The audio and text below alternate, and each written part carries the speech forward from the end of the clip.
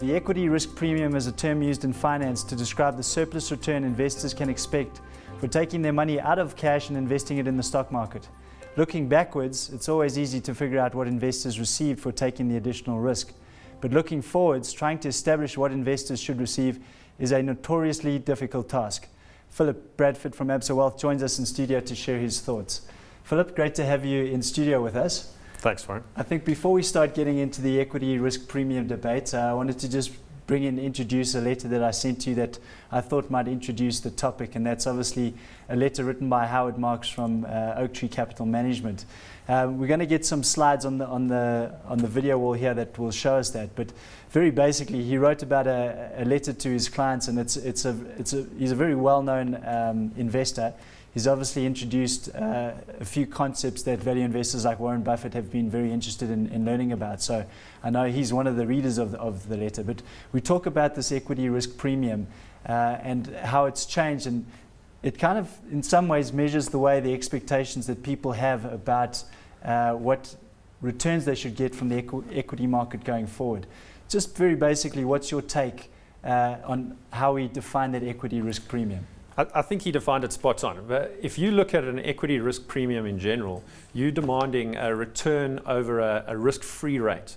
So the risk-free rate as a private investor is the rate you're going to get if the lowest risk investment you can go into, which typically is something in the US, like a US Treasury bill, like a 3-month. In South Africa, it might be a money market rate or a money market fund.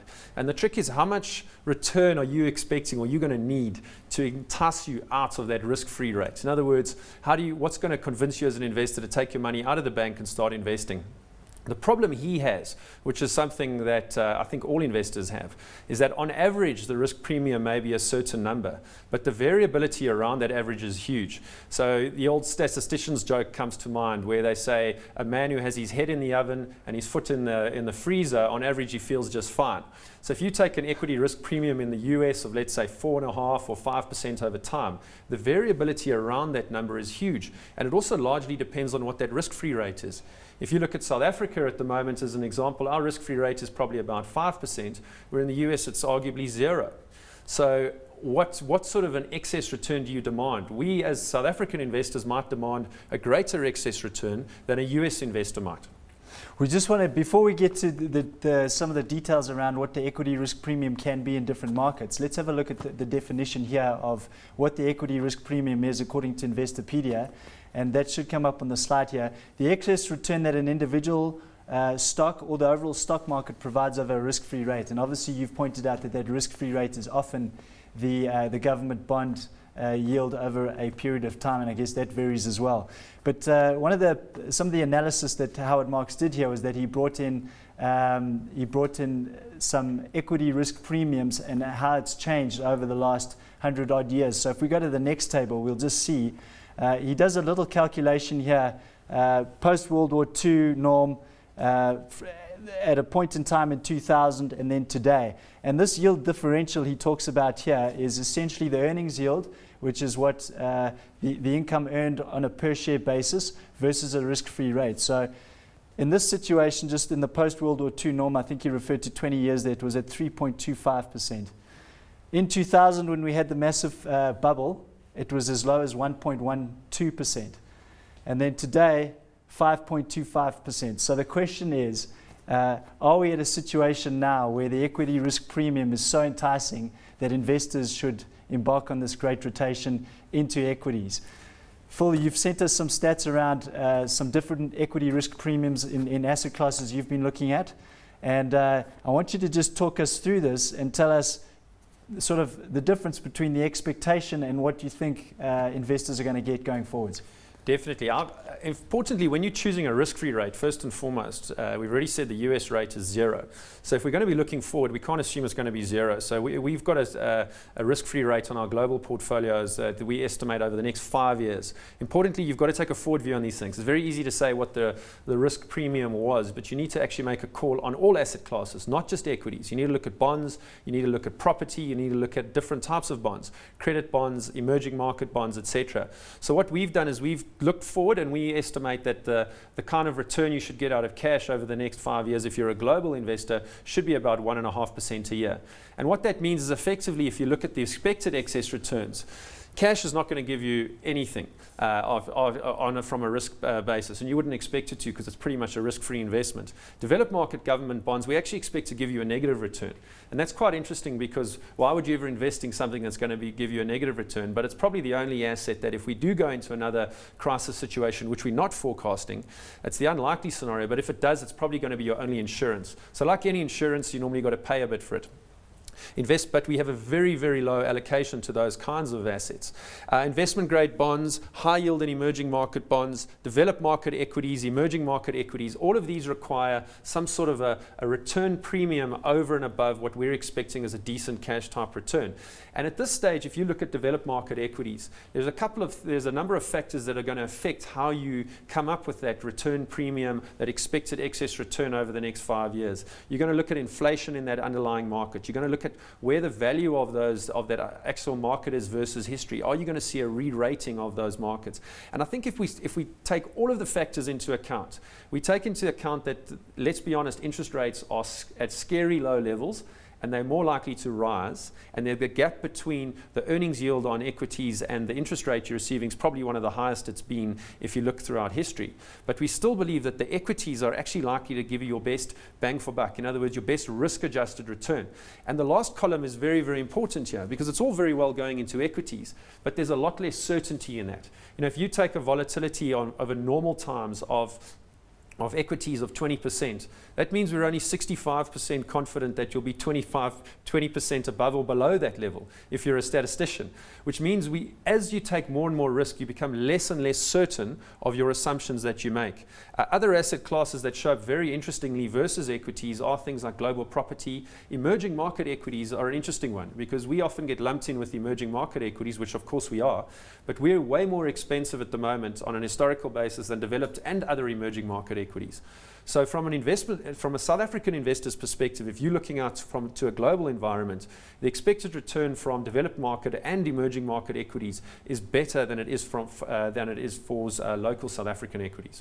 Philip, you mentioned some of these interesting parts, and I want to get into some of these expected excess returns here. There's a really juicy 9.10% there in emerging market equities. But before we do that, how did you very basically just calculate what the premium should be going forward? You mentioned inflation, you mentioned interest rates.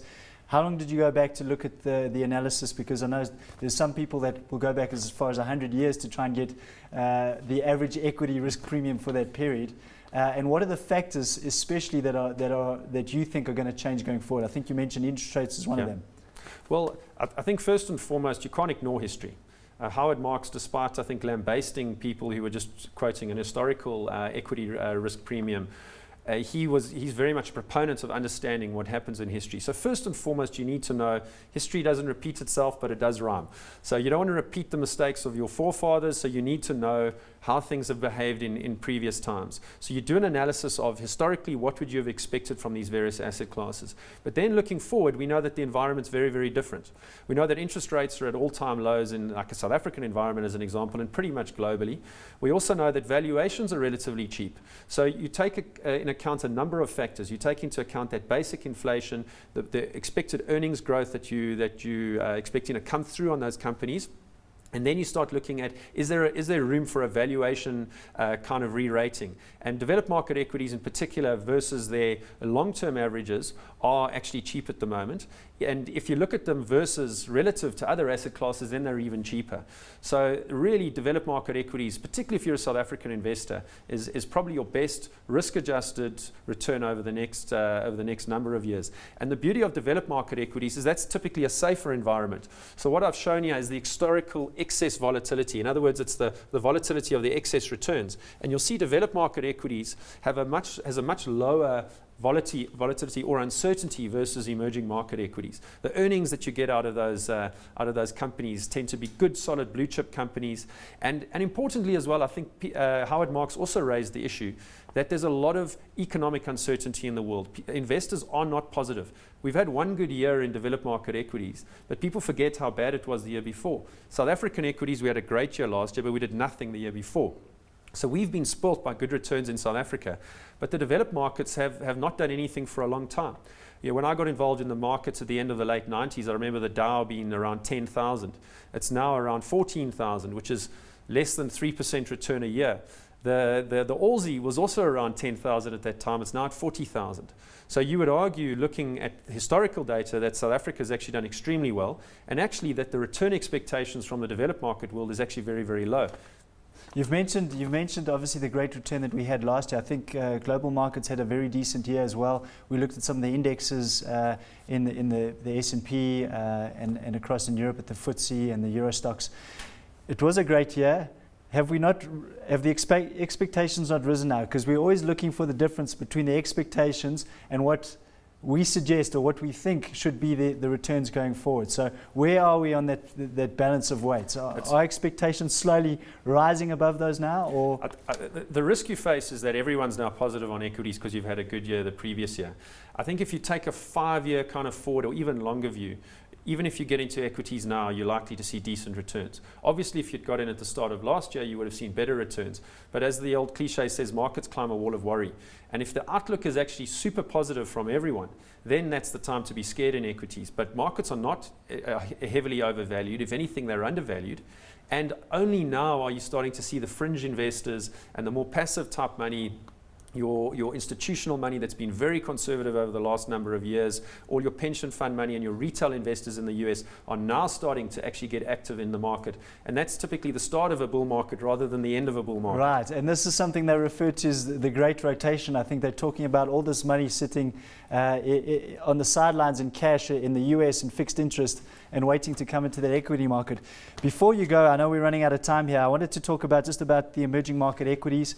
A lot of work I've been doing recently is gauging whether South African investors should have enough exposure to emerging market equities, considering we are considered an emerging market country. But are investors doing enough to give exposure to broader emerging markets like the BRICS and what they call the frontier markets that are following? I'd say definitely not. Your global South African investor, if you go invest globally, you're typically investing in developed market stocks. You're getting emerging market exposure through some of their earnings, but you're not getting direct exposure. So Asia is a great example. It's not really emerging market, but you're likely to see that's where the growth's likely to come from. And they're not necessarily that expensive. The BRICS, sometimes there's a bit of noise around that. You've got to be careful tracing trends. At the end of the day, you want to be investing in good quality companies that are going to get a good earning streams growth into the future.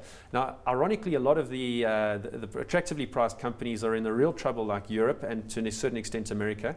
But there's no doubt that emerging market equities and South Africa, even though we are an emerging market, our correlation or our relationship to emerging market equities is not as close as one would think. So we are very much a split market where we've got some of our exposure is almost like developed market, a lot of our earnings, right, and some of it is emerging market. But there's no doubt that you can get great diversification, which, as they say, is the only free lunch in investing, by going into other emerging markets as well. And with valuations cheaper than South African equities, it's definitely the time to be looked to doing that.